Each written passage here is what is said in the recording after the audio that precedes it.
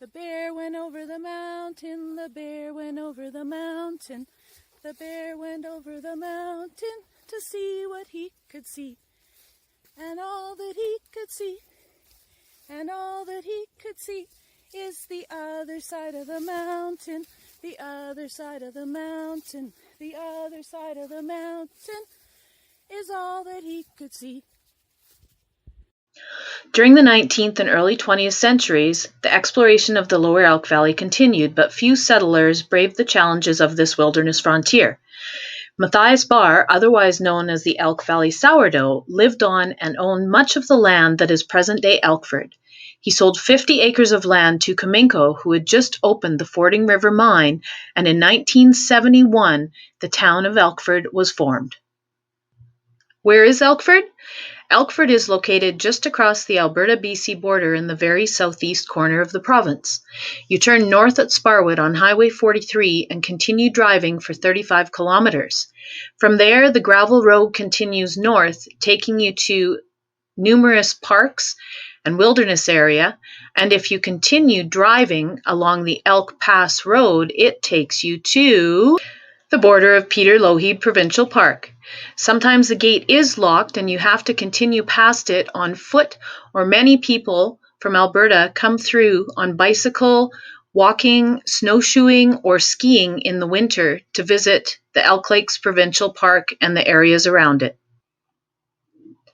I moved to Elkford in 1980 with my parents. This is them standing on the top of Mount Gass, a popular hiking ridge in the area. When you're on the top of a mountain and you look around, all you can see in the distance is rows and rows of mountains in either direction. Either the steeples range towards Cranbrook or the Rockies looking towards Alberta. I graduated in 1984 from high school in Sparwood. There was no high school in Elkford yet, as it was still being built. In 1986, my high school sweetheart and I were married, and we began our own family, staying in Elkford and enjoying the activities that we had since living here. In 1990, our son was born, and as always, we continued to pack both kids and our dog out into the backcountry, hiking, camping, exploring, and just enjoying the area around us. The next few pictures I dug out of old photo albums and show images from the late 1980s into the early 2000s, before digital cameras were invented, or cell phones that took a decent picture. This is the road going north, Highway 43, up by Aldridge Creek, where there used to be a campground until the river took it out one year. I've taken this picture a few times over the years. This is taken standing in the parking lot of the Elk Lakes Provincial Park, looking southwest. The Elk Lakes Provincial Park is approximately 75 kilometers north of Elkford, but it takes an hour to an hour and a bit to get here, as it's a gravel, bumpy road and sometimes very rough in the spring. This is looking at the Patane Glacier after hiking to the end of the second Elk Lake. There's a waterfall that runs down here. I've tried to make it there 3 times and haven't managed to yet. This shot was taken in the late 1980s. I'm curious to compare it to ones that are newer and see how much the glacier has receded. This is Blue Lake north of Elkford, also taken in the late 1980s. It's a forestry campsite north of Elkford that's user-maintained and very popular with the local people around here.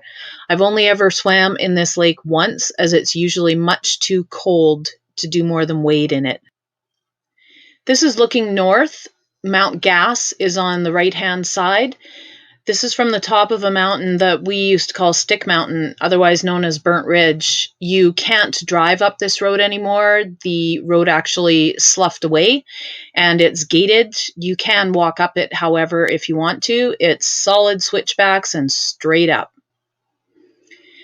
This is a road called the Lookout, which takes you up a bunch of switchbacks, and you either look kind of northwest towards the Elk Lakes, or on the other side, you'd be looking into Fording River Mine. This shot was taken from early 2005-6, I believe. This is from 2007 at the top of the Lookout. This is an old fire watch station, and sadly in 2007, someone smashed all the windows out of it. Before that, it was a secure location. There was power, so if you biked up or snowmobiled up in the winter to the lookout, you had shelter. It's since been removed as people vandalized it to the point that it wasn't safe anymore. This image is from the same night in 2007, sunset and the moon rising over the Steeples Range west towards Cranbrook, Kimberley area. Now I'm going to take a bit and tell you about some of my favorite areas to explore around Elkford. I'm always discovering more, and each time I go into some of these areas, there's things that are new and I don't remember seeing them before, or maybe it's that I don't remember seeing them with the eyes that I see life with now. Darren and I have always had dogs, and they come with us on a lot of our back road adventures.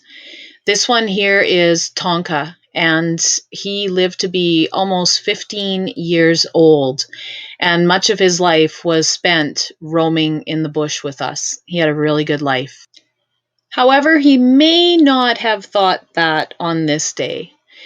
This was in late June one year, and I headed up for a hike with the dogs, and we were sinking in snow above our knees while walking through a raging blizzard to reach our end destination. This was our destination. It's a little mountain lake tucked behind a hump up Todd Hunter, which is one of my absolute favorite places to go. When we started going in there in the 80s, it was old growth forest everywhere. It had not been logged at all. It's a gravel road that is quite a long ways to go up, and once you get to the end and start exploring, you could roam for hours around the lake, up into the scree, and over the hill up above, where once we saw wolverine tracks in the springtime. It's a wide open area with waterfalls coming down off the top as the snow melts and avalanches from the chutes that you can watch in the spring. These pictures were taken quite a few years ago, probably 10 or 12 years ago. The road's now gated from September 1st to June 15th, so you can't access in the spring unless you want to walk or pedal bike in, which would take you a long time to get there. This picture is taken from climbing up the slide on Mount Gas, looking down into Todd Hunter. You can see the road on the right where you drive in. There is a big washout there now, and you have to park and walk around the corner from there. If you want to hike Mount Gas, a lot of people would park further back to the right out of sight and climb up the ridge from there. This is standing in the same location looking east. If you follow the peak on the left and go down, you can see mountains in the distance, and that's Alberta. There is a trail that goes through there. Apparently there's an old gold mine back in that area.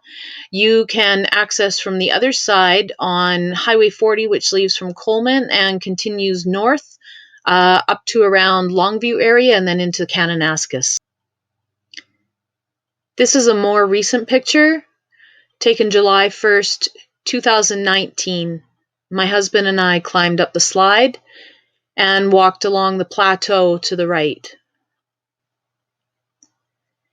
This is my view every morning in the town of Elkford itself. On the left where the silver car is where I've lived since approximately 1989, and on the right is Mount Wapiti. Mount Wapiti is where the Elkford ski hill is. It's a volunteer-run ski hill that offers day skiing in the weekends and night skiing during the week and the evenings when there's enough snow. The next few images will show some different views of Mount Wapiti. My goal for next year, there is a trail that goes from the top of the ski hill around the corner and takes you up to Grizzly Peak, which is the peak on the right, I believe. So I'd like to climb there next year and see what's on the other side of the mountain.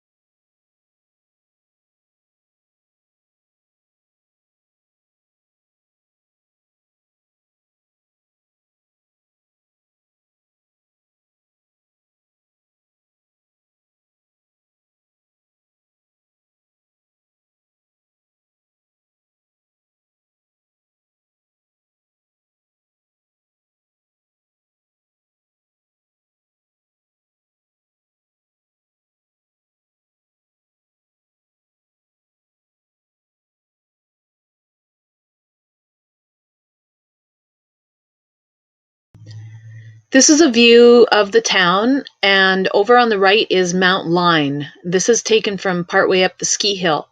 Mount Line is where the sun comes up every morning, and the colors that appear in the sky above it are sometimes just amazing.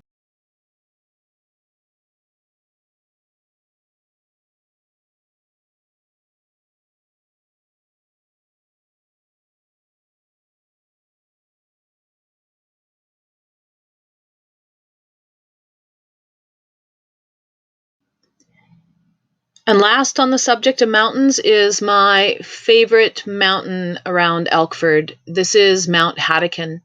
The bowl in the back sometimes has snow late until the summer, and there's waterfalls running down the front of it, and I'm not sure exactly why it's my favorite mountain, but it is. In the late 1980s, myself, Darren, and one of our friends, along with our dog Snaz, had hiked to the base of this mountain, and it's on my wish list to get back there again. It's one of those mountains that gets alpenglow in the morning and in the evening, sun's first light with the moon setting, and the sunset behind it in the evening. The last few years, I've spent a lot more time up Ewan Creek. Ewan Creek is absolutely stunningly beautiful. The majority of it is old growth forest, as it's very far back and probably hard to log, which is a good thing. There's a North Fork and a South Fork. We're going to talk about the South Fork first. I've recently branched off, and instead of just doing landscape and wildlife photography, I'm trying what I guess you'd call environmental or adventure portraits. And the very first place that I thought of and took someone was back into Ewan, as it's just absolutely spectacular no matter where you go back there. This was one of the end results from that session.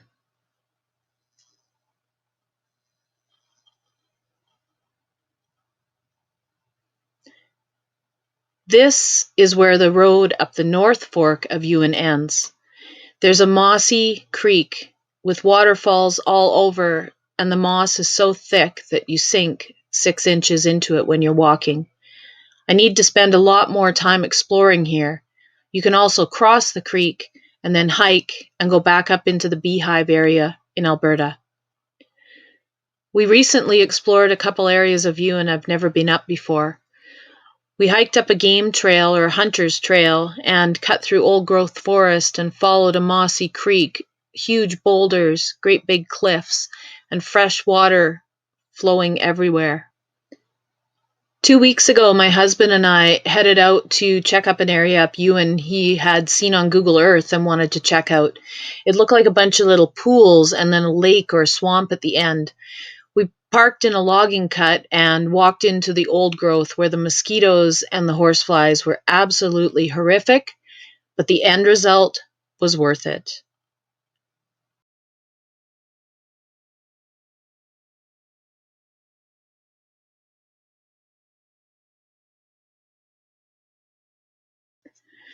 I'll talk a little bit about the Elk Lakes before switching over to a different format for the rest of this presentation.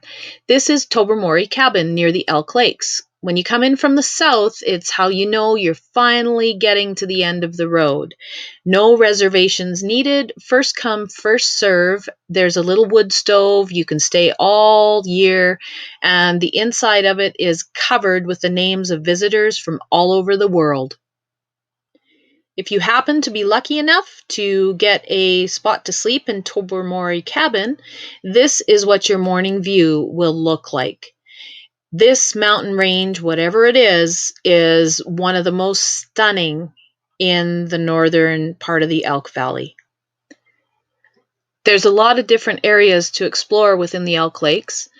If you didn't come prepared, don't have bear spray, just have running shoes on, make some noise, and head to the first lake.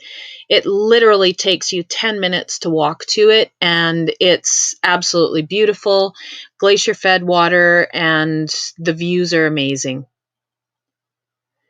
This past November, we didn't have as much snow as we usually do in the fall, so I was able to hike in to the second Elk Lake in November. This was on the way back at the northern part of the first lake. The mist was rolling over the hill, and you could see where the water was draining in. It was still open.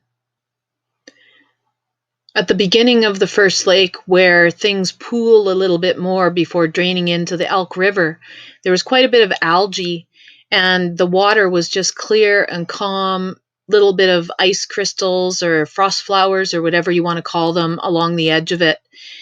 2 days after this, we had about 18 inches of snow, and there was no way that you were getting up here anymore.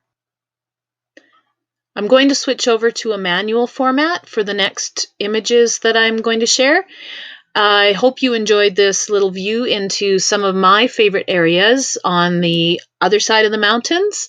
A lot of people don't tend to visit the Elk Valley, specifically Elkford, for hiking and exploration and such. And it's a